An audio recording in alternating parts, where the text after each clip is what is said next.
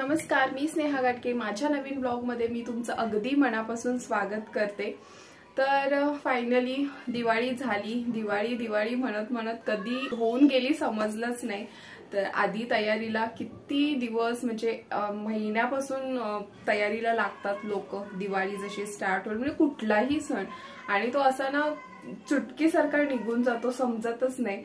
पण खूप छान आणि खूप आनंदाचं वातावरण आपल्या घरामध्ये निर्माण होतं ह्या सणांमुळे। जे आपले सण आहेत त्यामधून पॉझिटिव्ह वाइब्स मिळते, एक खूप चांगली एनर्जी येते आणि आपलं घरचा एक माहोलच बदलून टाकतं आपल्या सणांमध्ये। इतकी ती एनर्जी आहे, खूप प्रसन्नता वाटते।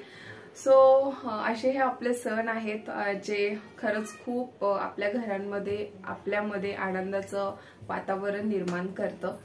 तर अशी ही दिवाळी आता माझी तरी झालेली आहे, कारण की भाऊबीज तर माझी सेलिब्रेट झाली नाही, कारण की मोठा भाऊ बारामतीला असतो, त्याला सुट्टी नव्हती।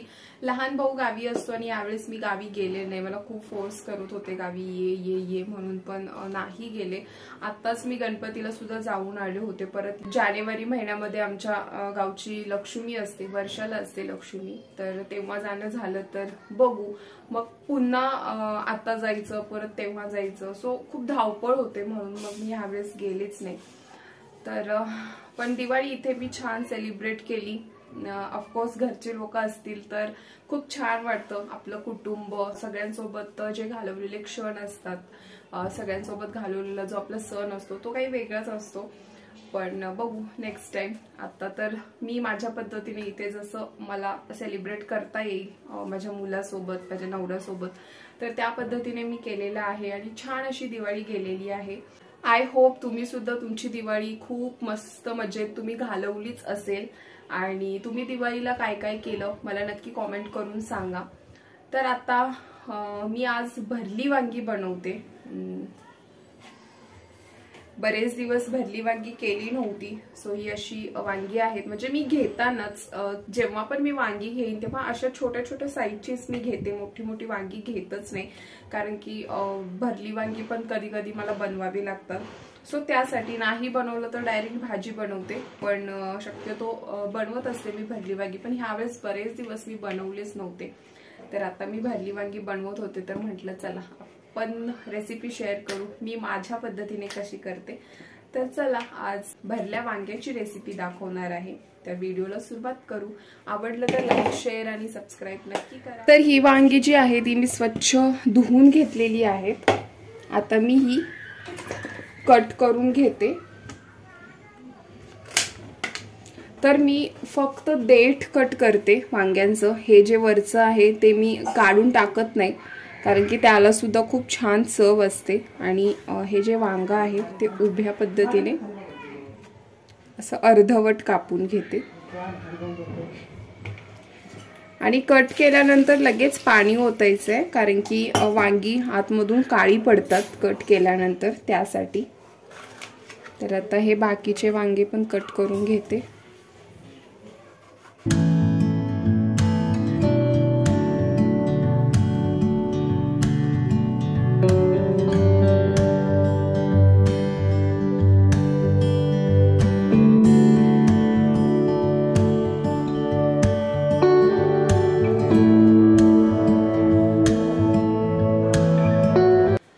तर आता मसाला तयार करून घेते।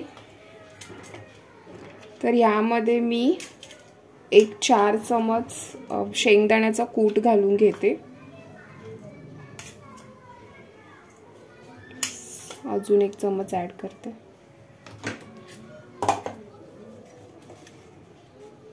आता याच्यामध्ये बाकीचे मसाले ऍड करणार, जसं की हळदपूड, लाल तिखट, त्यानंतर गरम मसाला,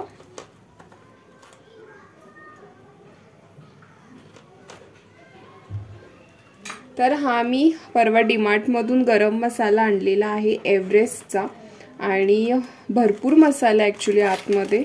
हा बघा खूप मोठं पॅकेट आहे आणि बरेच दिवस जाऊ शकतो। 5-10 रुपयाचं पॅकेट मी ह्याच्या आधी आणायचे, तर त्याच्यापेक्षा हे खरं तर बरं पडतं जर गरम मसाल्याचा वापर जास्त होत असेल तर। मी भाज्यांमध्ये शक्यतो घालतेच। आणि मीठ, तर हे मिक्स करून घेणार आहे. मी इतकंच घालते, बाकीचे मसाले मी ॲड नाही करत. जर ते सुद्धा ॲड करायचे असतील तर नक्कीच करू शकते, जसं की धनेपूड, जिरेपूड. तर ह्या सगळ्या गोष्टी आहेत. खूप सारे मसाले असतात, आपल्या आवडीप्रमाणे आपल्याला जसं हवं तसं आपण घालू शकतो. पण मी इतकंच घालते कारण की आमचा जो मसाला घरचा बनवलेला असतो तो खूप छान आणि टेस्टी असतो. त्यामुळे बाकीच्या दुसऱ्या मसाल्यांची जास्त एवढी काही गरज पडतच नाही. फक्त गरम मसाला फक्त मी घालते. तर हे सगळं आता या वांग्यामध्ये भरायचं आहे. असं इतकेच मसाले घालून सुद्धा भरलं वांग खूप छान लागतं. खरी जादू जी आहे ती आपल्या घरच्या मसाल्यामध्येच असते. जो आपला वर्षभराचा जो लाल तिखट आपण बनवतो ते जर टेस्टी असेल ना, तर मला वाटतं इतर दुसऱ्या कुठल्याही मसाल्यांची गरज पडत नाही, असं मला तरी वाटतं. त्यामुळे मी तरी कुठले जास्त एक्स्ट्राचे मसाले ॲड करत नाही.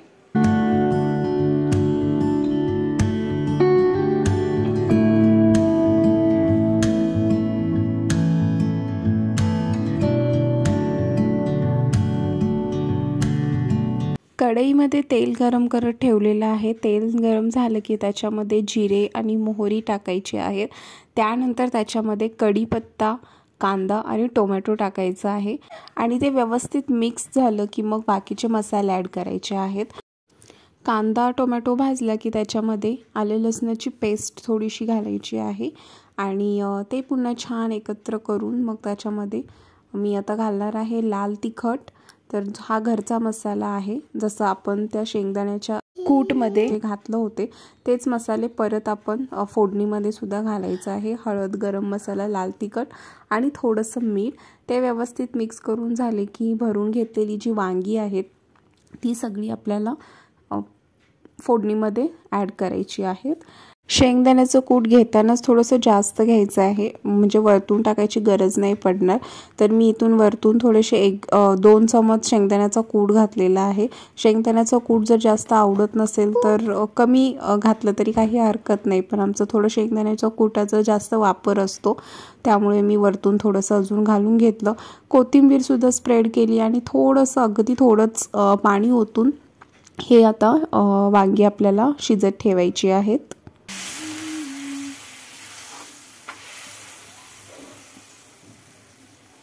त्याच्यावरती प्लेट ठेवून एक 5-7 मिनटं एकदम मीडियम फ्लेमवरती आपल्याला ही वांगी शिजवून घ्यायची आहेत. तर इथे बघा ही वांगी आता तयार आहेत. तर खूप सुंदर दिसतात सुद्धा आणि खूप सुंदर लागतात सुद्धा. तर आपल्याकडे जे काही मसाले अवेलेबल असतील किंवा जे काही इन्ग्रेडियंट्स अवेलेबल असतील त्यामध्ये सुद्धा आपण घरात खूप छान अशा भाज्या बनवू शकतो. तर ही रेसिपी एकदा नक्की ट्राय करून बघा. तर अशा पद्धतीने मी ही भरली वांगी करत असते. कसं झालंय वांग? मस्त झाले. बैंगन भरता खूप मस्त. विहानने अजून खाल्लंच नाहीये. तर हे बघा मसूर डाळ, अख्खा मसूर, भाकरी. गावाकडून जेव्हा आपल्याला भेट येते तेव्हा चांगलंच वाटतं की गावाकडून काहीतरी आलंय किंवा काहीतरी पाठवलंय. खूप छान वाटतं. मग ते काही असू दे, पण गावाकडची भेट ही खूप स्पेशल असते. तर आमच्यात ह्यांचे मित्र, आमच्याच गावचा म्हणजे मडिलगी गावचा ह्यांचा एकदम स्कूल फ्रेंड, तर त्यांच्याकडून आमच्या सासूबाईंनी काहीतरी पाठवलंय. तर मी तुम्हाला दाखवते की काय पाठवलंय. तर हे तांदूळ आहेत. हे तर ते तांदूळ पाठवलेलं आहे. तर जसं की मी मागे सांगितलं होतं, आम्ही तांदूळ असं विकत आणत नाही कारण की घरचंच तांदूळ आम्ही खातो. गावी भात असतं, म्हणजे शेतामध्ये आमचं भात करतात. तर त्यामुळे आम्ही गावाकडूनच तांदूळ आणतो. आम्ही विकतचं तांदूळ खात नाही गावी भात असल्यामुळे. त्यावेळेस थोडंसं तांदूळ संपत आलं होतं, तर ते आता थोडं पाठवलंय कारण की परत 1-2 महिन्यांनी आम्ही गावी जाणं होईल कदाचित. तर त्यामुळे थोडंच पाठवलेलं आहे. मग पुन्हा गेल्यानंतर बघू. आणि आता ह्यांचं असं मत आहे की आता आपण तांदूळ थोडं विकत घेऊन खाऊया कारण की आता ह्या वेळेस पाऊस अजिबात पडलेला नाहीये. त्यामुळे शेतकऱ्यांचं जसं नुकसानच झालेलं आहे, भातांचं नुकसान झालेलं आहे पाऊस नसल्या कारणाने. काही ठिकाणी पडला तर काही ठिकाणी नाही. आमच्या गावी तर पाऊसच नव्हता, खूप कमी प्रमाणात पाऊस होता. भाताला जेव्हा पावसाची गरज होती तेव्हा पाऊस पडला नाही.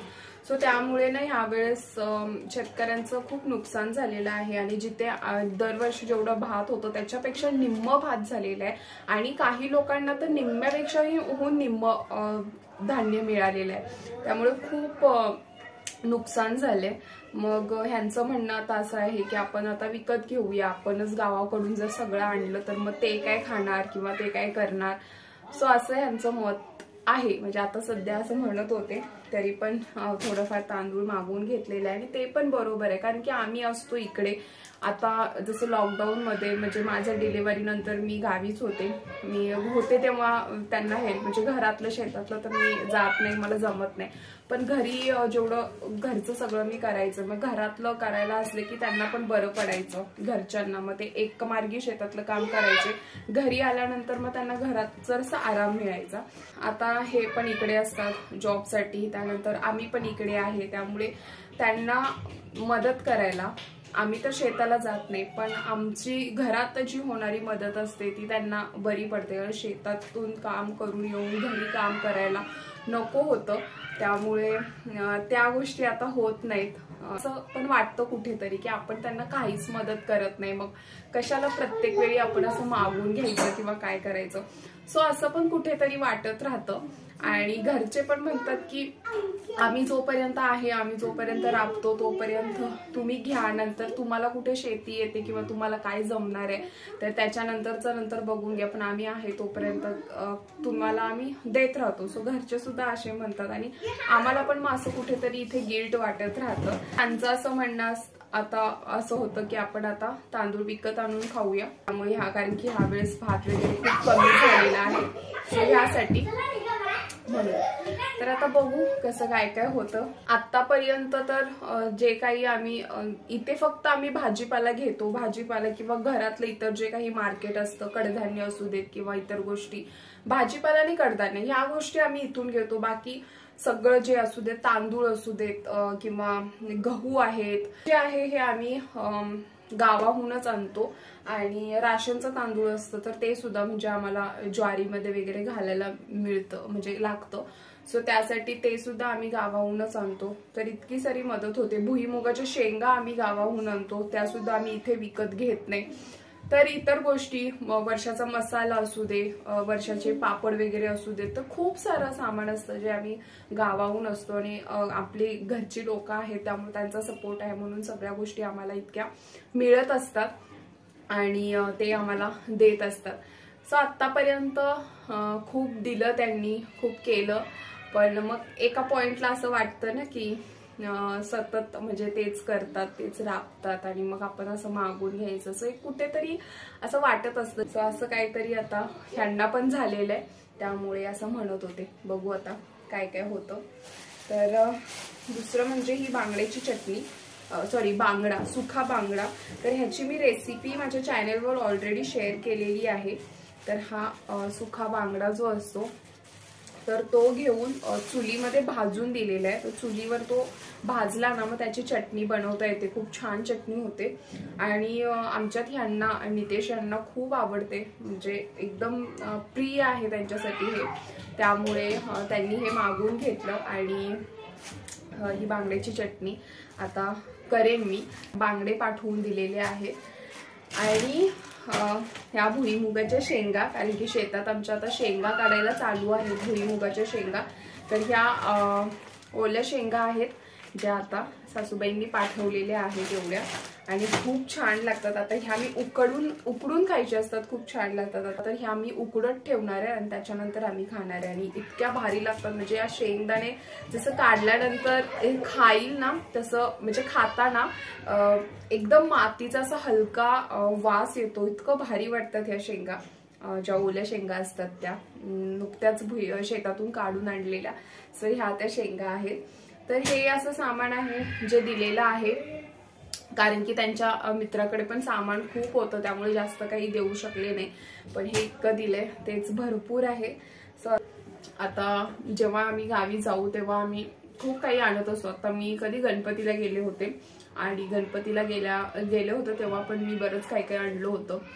त्यामुळे जे एकदा आणलं ना आम्हाला भरपूर दिवस जातं सामान, कारण की आम्ही खाणारे दोघंच आहोत. लहान काय खाऊन तेवढं खाणार आहे, त्यामुळे भरपूर दिवस आम्हाला जातं. सो आज हे आमच्याकडे गावाहून आलेली ही आमची भेट. मी ह्या शेंगा आहेत त्या आता उकडत घालते. तर ह्या आहेत शेंगा, तर मी त्या स्वच्छ धुवून घेतलेल्या आहेत. आता या कुकरच्या भांड्यामध्ये घालून त्याच्यात पाणी घातलेलं आहे आणि आता ह्याच्यामध्ये घालणार आहे मीठ. जास्तच घालते कारण की पूर्ण ते शेंगांना लागू झालं पाहिजे. आणि हे मिक्स करून घ्यायचं आहे व्यवस्थित आणि हे कुकरमध्ये ठेवून देते. आता ह्याच्यात 3 शिट्ट्या काढून घेणार आहे. तर आता कुकर लावलेला आहे. आता 3 शिट्ट्या झाल्यानंतर त्या शेंगा उकडतील आणि त्याच्यानंतर आम्ही खायला घेऊ आणि खूप छान लागतात, मस्त लागतात. तर अशा पद्धतीने आम्ही ह्या शेंगा उकडतो आणि ह्या ज्या शेतातून काढलेल्या अशा ओल्या शेंगा असतात ना त्या अशा उकडून आम्ही खातो, खूप छान लागतात. सो चला आजचा हा व्लॉग जो कालपासून मी कंटिन्यू करते तो मी इथेच एंड करते. पुन्हा एखाद्या नवीन व्लॉग सह भेटू. तोपर्यंत stay happy, stay healthy. Bye bye. Hare Krishna.